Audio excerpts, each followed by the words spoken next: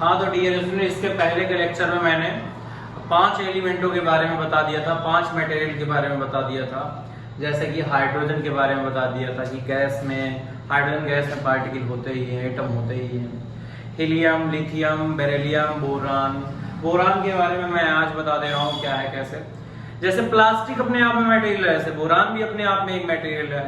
अब जैसे ये बोरान की मैं रॉड ले लेता हूँ, ये बोरान की रॉड है, तो इसमें भी क्या होते हैं, एटम्स होते हैं, पार्टिकल होते हैं, क्योंकि कोई भी रॉड एक बैग तो बन के सडनली तो बन के तैयार हो नहीं जाती, इसमें भी एटम्स होते हैं। तो मैं आपको पहले भी बता चुका हूँ, ये जो एटम्स होते हैं, छोटे छोटे जो पार्टिकल होते हैं, ठीक, ये जो छोटे छोटे पार्टिकल, इनके अंदर इलेक्ट्रॉन, प्रोटॉन, न्यूट्रॉन होते हैं, इनसे भी छोटे छोटे पार्टिकल होते हैं। जैसे नींबू के अंदर उसके सीड्स होते हैं, वाटरमेलन एंड तरबूज के अंदर उनके सीड्स होते हैं, बीए होते हैं। ऐसे इन एटम्स के भी अंदर छोटे छोटे पार्टिकल होते हैं, इलेक्ट्रॉन, प्रोटॉन, न्यूट्रॉन। तो यही मैं आपको समझा रहा था। बोरान जो होता है, इसका सिंबल बी होता है और इसमें एटॉमिक नंबर इसका 5। मतलब अगर ये बोरान का एटम है, मान लीजिए बोरान का एक छोटा सा पार्टिकल में, ये इतना छोटा, मैं इसको समझने के लिए इतना बड़ा बना रहा हूँ, तो इसमें अगर 5 इलेक्ट्रॉन, देखो 5 एटॉमिक नंबर। अच्छा, मैं आपको बता देना चाहता हूँ, एटॉमिक नंबर जो होता है ये नंबर ऑफ इलेक्ट्रॉन के बारे में बताता है। इसमें बोरान में 5 इलेक्ट्रॉन होते हैं और प्रोटॉन भी 5 ही होते हैं,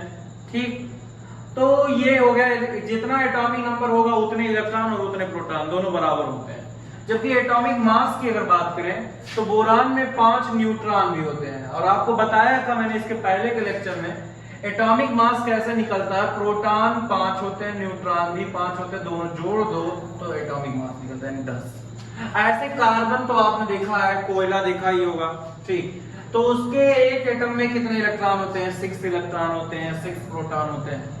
और मैं आपको बता दूं, कार्बन के एक एटम में जैसे 6 इलेक्ट्रॉन और 6 प्रोटॉन और 6 न्यूट्रॉन भी होते हैं, तो कुल मिला के इसका एटॉमिक मास 12 आ जाएगा, ठीक। ऐसे ही नाइट्रोजन का सिंबल N होता है, नाइट्रोजन गैस होता है, गैस में भी पार्टिकल होते ही हैं।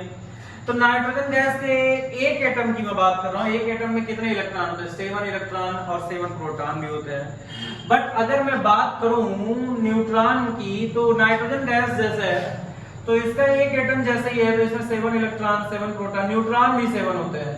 तो अगर एटॉमिक मास की मैं बात करूं, 7 मिलकर 14 हो गया, ठीक। ऐसे ऑक्सीजन गैस होता है, इसमें इसका सिंबल O होता है। इसमें देखा जाए तो एक एटम में जहां 7 वहीं 8 हो जाएंगे, 8 इलेक्ट्रॉन 8 प्रोटॉन, तो कुल मिला के इसका ये एटॉमिक नंबर। न्यूट्रॉन इसमें 7 की बजाय 8 हो जाएंगे, तो आप सोचो, दिमाग से सोचो, ऑक्सीजन गैस का एटॉमिक मास अगर मैं पूछूं तो 8 और 8 मिलकर 16 हो जाएगा। और एक खास बात मैं आपको बता दूं, जितना एटॉमिक नंबर होता है उसका दूने दून यानी 2 टाइम्स लगभग एटॉमिक, जैसे 8 का 2 टाइम्स 16 होता है, 7 का 2 टाइम्स 14 होता है, 6 का 2 टाइम्स 12 होता है, 5 का 2 टाइम्स 12। तो बहुत आसान चीज है, जितना एटॉमिक नंबर होगा उसका दुगना कर दोगे तो एटॉमिक मास निकल आता है। बहुत सिंपल चीज है, ऐसे सारे एलिमेंटों का आप कर सकते हैं डियर स्टूडेंट। अगला लेक्चर थोड़ा मेरा बड़ा रहेगा डियर स्टूडेंट, ये मेरा थोड़ा छोटा लेक्चर है। आप ये बेसिक चीजें हैं, अगले लेक्चर में आप धीरे धीरे आपकी अच्छी चीजें चालू होंगी, दिमागदार चीजें चालू होंगी, ठीक है, टफ चीजें चालू होंगी धीरे धीरे।